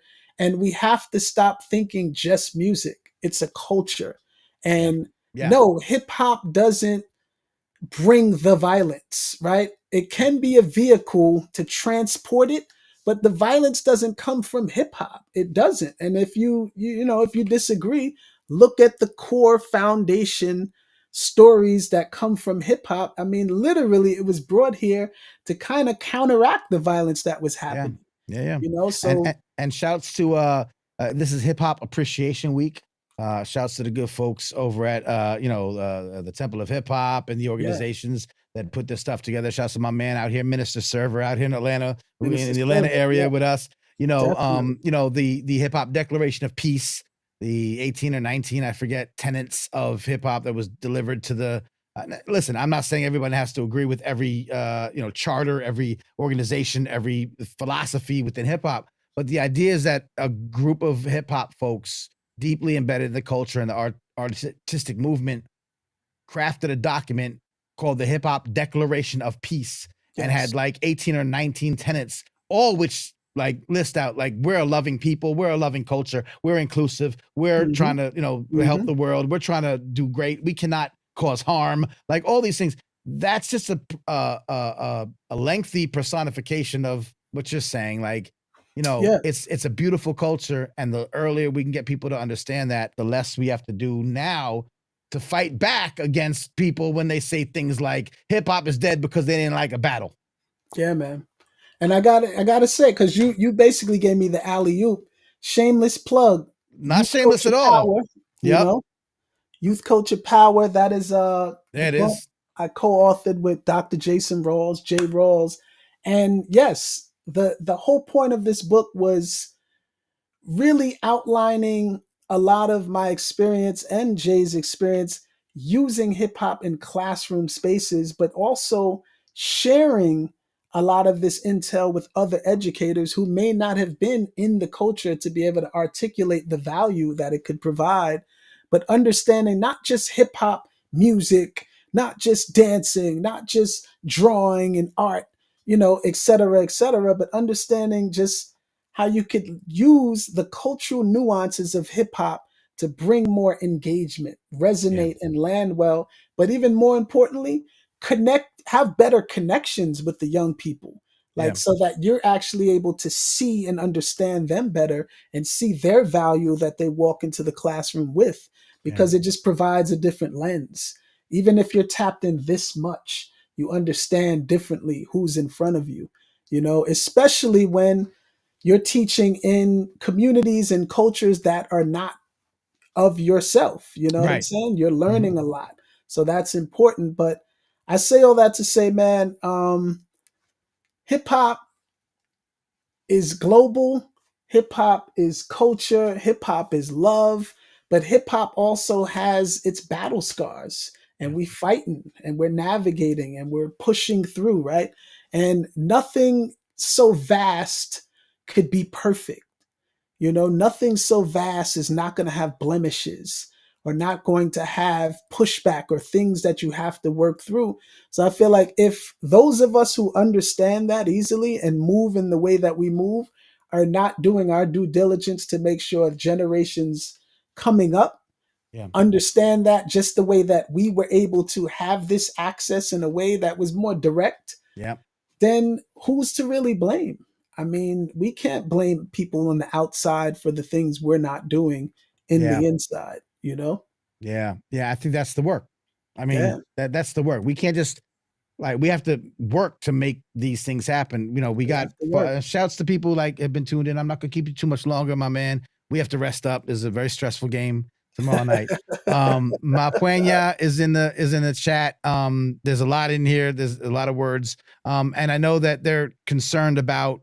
We had this talk on Facebook, and I said, please, Ma Puenya, come to the. I hope I'm pronouncing it right. Come to the chat. We're going to talk about these things. I love the context. It's going to be in the comments, so we can go back and converse. But Absolutely. the fear is this is what the pushback has been, is that there's such I guess a history of negativity and violence attached to the culture that it's almost overwhelming to think that we can erase all of that, Yeah. through the same things that seem to be the vehicles for, all of this negativity and harm. But that's the work. Like, That's the work. it's not going to happen on its own. That the elders of hip hop, I talk about this a lot. I say, I've been holding this in, JR. I don't want to say it out loud because it's one of my dope little things that I've been working on. Ask not what hip hop can do for you, but what in the voice of JFK, of course. But what you can do for hip hop. Absolutely. And as a certain age, when we have some agency, when we have some ability, even if it's like I'm a parent, but I'm gonna go to this school board meeting and I'm be like, hey, school board, I know about this like really great hip hop education program that can engage my children better, increase their grades. That I learned about it by reading Youth Culture Power. Like, what are we doing to bring that into our school district? And they'd be like, I don't know what you're talking about. Well, here's a book. Like, we can do that. We can do that. We can take the hip hop we love, but we can't be jaded to think that I've said this before and someone got mad at me, but maybe I didn't articulate it right. I'm like, can we stop thinking of hip hop as just music? That's all I want. Like, yes, it's music. I'm not saying erase that part of it. Yeah. But I'm saying is even us, stop. Like when we're this age and we hear someone say hip hop is dead, I've seen so many responses to that. I watch. I'm like the watcher from Marvel. Yeah. I see all the responses, and there's a lot of people saying, "Yeah, man, this music sucks." And I'm like, "Whoa, why is your default at this age, knowing that all that hip hop can do, to say that he meant the music?" Because I don't think he meant the music. I think he was talking about a cultural moment that includes music that he didn't feel was positive. That was a positive representation of what he thought hip hop should be. Now, again, A, you can't cancel all of hip hop because you don't feel that movement is, and B, that movement wasn't necessarily certainly not the worst thing you could complain about in hip hop, bro. Yeah. Like, if you want to, like, we could talk about drill. We could talk about the fact that you have DJ Academics on the podcast stage in the Roots Picnic, and you talking about individuals that are promoting black on black. That, like, come on. But hold on. And C, we don't want to guess what you were saying. We want to hear you say it. So this is a call in. This is a call in. I don't want to be like that. Right. Yeah. Questlove, please, you're welcome on Hip Hop Can Save America. The reason why the show is called that, and we're going to end on this note if you don't mind, is because, well, I don't want to say why I named it that. What I want to know is, when you first heard it some years ago, and maybe now as you reflect upon it, as you're here as a guest, finally a long overdue, but very welcome guest. I hope you become a repeat guest. We can have these kind of talks very often. I love kicking it with you. Yeah, man. If someone were to come to you and be like, hip hop can save America, what would your response be? I would say, yes, it can. And if you know enough about it, it is. That's what my response would be. If you know enough about it, it is. And I would go as far as saying hip hop can save the world, right? But we got to start somewhere. And as far as, where we are standing feet on the ground, we have boots on the ground here. So before we could conquer outside of here, we got to manifest and see that happening here. So that's really what I get from it. Let's start here, where we are, where we're standing. Yeah, I appreciate that. People do come to me, but it can save the world too. And I'm like, first of all, I own that domain name, hiphopcansavetheworld.com. That's the next show. If you want us to get to that show, support this show Exactly. Shameless plug. Go to patreon.com/Manny Faces. Put some money into this thing. You think anybody's paying me for this show? You think the powers that be want us to have these conversations? You think they want to support and fund this? No. Definitely not. Definitely not. They want to control the whole thing. We're the only ones talking about this kind of, not the only ones. I don't like to be hyperbolic. I'm sure there's people talking about it, but this is the space. This is the safe, smart space for smart, impassioned dialogue about ways that hip hop can, uplift humanity, starting with America and then to the world and then the universe. Probably there's some aliens that could use our help as well. Oh yeah. And as you said, you're getting your travels on. So this is the precursor to, you tuning in from other parts of the world. Well, that's part of why I'm going places, man. Yeah, man. So listen, I really appreciate you. We had some great comments. Please go back and check them out. Yes, I don't say this enough. Someone said hit the like button. Please do. If you're watching still and you're on YouTube, if you're watching somewhere else besides YouTube, swing on over to YouTube. We got some people on Facebook. I got a bunch of people on Twitter right now. I'm broadcasting there so that we get the best availability and all that stuff. But come on over to YouTube. Danny Hicks Harper in the building. One of the OGs. The OG, yes. That's indeed the young OGs. Long overdue yourself, man. My apologies. We're going to get you to talk. I'd love to hear what you have to say. It's up to us to put the culture, she says, it's up to us to put the culture out there for what it truly is on all positive levels. And that's it. This is the work. I want the space to exist so that we know that there's others doing this. Sometimes we feel like, maybe we're alone. We're speaking into the wind. We're pissing in the ocean to make it warm. You know what I mean? Like we feel like sometimes, it's not really, it's just us, but no, there's a lot of us. And so that's why you missed most of this. That's all right. Mondays, every Monday at 9:00, but there's the replay, right? There's the replay. Yeah. I'll probably pull this out, make it a whole, thing. Shamika, shouts to Shamika, good friend from a long time. So people forget the elements of hip hop. They just think it's only music. That's the most important part. And then again, Mapuenya, I hope I'm pronouncing it right. Not the culture, the way the media has manipulated the culture. That's what it is. And I thank you for saying that that's the work. Yes. That is the work. There are powerful forces at work that lead us and all of everybody to think a certain way about hip hop. And I mentioned it in passing earlier. I think, and there's some talk, Jared, we could talk about this like later, but was there a purposeful dumbing down of the music? Once people started realizing that it was a black power, was it purposeful or was it just like capitalism? Like, you know what I mean? Like, I think that it's a little bit of both, but I think also like, and I think that any genre, anything is going to try to appeal to the least common denominator, right? You're going to get the easiest thing to sell to the most people. That's why documentaries exist, but you watching the Avengers. Like, it's not that it doesn't exist. It's not that, but it's not going to be the most like promoted popular thing. So I think that's what happened with hip hop. But that is to say, there are powerful forces that would love to see the power of what they know as hip hop be diminished. I say we were really good at community. Hip hop is great at community. Like we said, you and me are community. You could pick me up. I got this from Tony Blackman, I think. You could pick me up, drop me off anywhere in the world where there's people, not in the ocean. That wouldn't be, but like put me anywhere in the world where there's people. And by the end of the day, I'll find hip hop. You know this. You a world traveler. I'll find it. I'll probably have a place to sleep. Yeah. You know what I mean? I'll have friends. I might not speak the language, not the same religion, not the same anything, but we can see and find hip hop. We'll find it by the end of the day. So that means that it's great at community. The real promise, or to some people, the real danger, is when we become constituency. That's what I think this whole thing is about. And that's why I'm so vehemently against, and I'll call you in, Questlove, let's talk about it. Please be a guest on the show.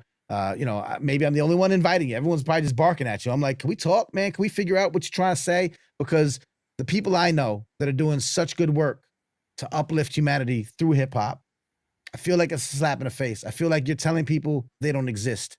And we don't, as you said, we don't need more of that. We need less of that. So use your power, your platform to uplift instead of just, like disagree. And if you do both, because you can do both, you can do it in the same sentence. You're like, I don't like this Kendrick Lamar battle. It's blah blah blah. But I do like what John Robinson is doing with youth power cult. You know what I mean? Like, that's all you got to do, and you can be part of the problem instead of part of the noise. Totally. Yeah. What do you got coming up? Are you making music? Are you teaching? Are you Yes, what all we of the gonna tell above. people? Yeah. I feel like the easiest way to tap in is johnrobinsonmusic.com. That's links to all of my endeavors, Yeah. new music, merch, book stuff, Yeah. engagements, shows, etc. So yeah, man, Manny, always bless. Thanks and glad to finally tap in on on the ground, hip hop can save America styles. And yeah, man, I'm totally open to be back again and again and again. I Cause yeah, appreciate that, man. It's always good talking to you offline, online. And I love your music. I love everything you've done. I've been following you for years. Before you knew who I was, I know who you were. And it's really an honor to be able to like just kick it with you, on a man to man, colleague to colleague level. no I will doubt. definitely, if you got anything to say, you got anything coming up, please let me know. I'll spread the word, and Totally. we'll keep it Yeah, going. man. No, I'll knock on your door, man. We legit That's made right. this. Yeah, indeed. We'll meet at Panera. Absolutely. Absolutely. Let's link up soon, my friend. No doubt. Love, brother. All right. Peace. Peace and love. My man, my mellow, John Robinson in the mix, breaking down some of his thoughts as a learned individual, a world traveler, an MC, a hip hop head, as much as one could be, an educator and an author. Check out johnrobinsonmusic.com and find out more about, just honestly, like a real beloved figure on a scene, independent, underground, but world touring and done great music and written books. And Jason Rawls, Dr. Rawls was on this show as well. So if something that you heard tonight piques your interest, make sure you link back to the interview I did with John's counterpart, Jason Rawls, up there at the Ohio State University, the assistant, but professor of hip hop. Come on now. You understand who I talk to on the show? You understand the things we talking about? Professor of hip hop at the Ohio State University. I just talked about my good friends at the Harvard Graduate School of Education that had a hip hop conference. I'll be in New York for the Hip-Hop Ed conference. I'm going to Ireland for the Global Cipher European Hip Hop Studies conference. I don't know how you could think that hip hop is just music anymore. Right? We talk about fashion. Everyone gets it. Yeah, we know hip hop fashion. Oh, we talk about hip hop music and all the things happening in the entertainment world. We got hip hop mental health professionals and school counselors on this show. We've had hip hop theater on this show. We've had hip hop financial advice, teaching financial literacy on this show, teaching literacy on this show. Man, we've had everybody on this show. Hip hop can intertwine in so many ways, politicians, hip hop and politics and activism, social justice combinations. So all I want you to do is just feel the way I feel. It's like I see hip hop and I don't see battle, death, and destruction and violence. I see poetry and competition and beauty. And then I see hip hop as not just music, but also ways to interact with our young people. We're older now. Some of us are older and we want to find a better way to connect with our kids and student music. We want to do that on a professional level. We want to do that on a personal level. We can do all these things. Happy Mother's Day, by the way. I didn't say it earlier. To all the wonderful mothers who might be tuned in and turned up. Shout out to Summer McCoy, our eternal consulting producer on this show, who might have been watching earlier tonight live, might not have been. I mean, she was definitely for a minute. I don't know if she's tuned in now. Thanks to everybody tuned in and rocking with us on the chat. Hope you enjoyed the show. This was a little bit different than I normally do. I usually have a guest about their thing, but this was like JR's like really great to talk to, and plus he does things. So I thought it was good to bring him on. So I hope you enjoyed it. We'll be back next Monday, 9 p.m. This is going to be a good one. I'll give you a primer. I don't know. I like to surprise y'all. But I have the director he's the racial equity tech lead, right? So the tech lead for racial equity, and also the person who runs I think it's a sort of a tech accelerator for African American community development, right? So partnerships at Microsoft. Coming on next week to talk about their work with the Hip Hop Museum in New York City, creating a AI tool that helps aspiring MCs become better writers, right? AI to help you rap. I don't know. There's been some. We had the AI Tupac and the AI Snoop Dogg and the Drake and Kendrick battle. Like, oh no, not like that, not like that. But AI as sort of a helpful guide to help aspiring artists, just like we have aspiring writers. Listen, I'm a writer. I'm a really good writer, but I've used AI for some help me out with a couple things here and there. It's not all bad. We're going to talk about it with the head of the equity tech lead at Microsoft. His name is Darrell Booker, and he'll be on next week. So that's going to be a great conversation. Big dog at Microsoft. Come on now. Who else is doing this? And we're going to talk about how hip hop and technology are working together in those fields. And then I may have somebody real quick. I'm trying to get in touch with my friends at the Global Cypher European Hip Hop Studies Conference. My man Griff, trying to get him on to give a little primer about what's going to be happening that following week in Ireland at the Global Cypher Hip Hop Studies Conference. I love that this is Hip Hop Save America. People get Hip Hop Save the World. Yeah. We're going to do that show next. Can y'all help support me? You see the Patreon on the page, patreon.com/Manny Faces. This stuff all goes away real soon. I promise you. I don't want to do this.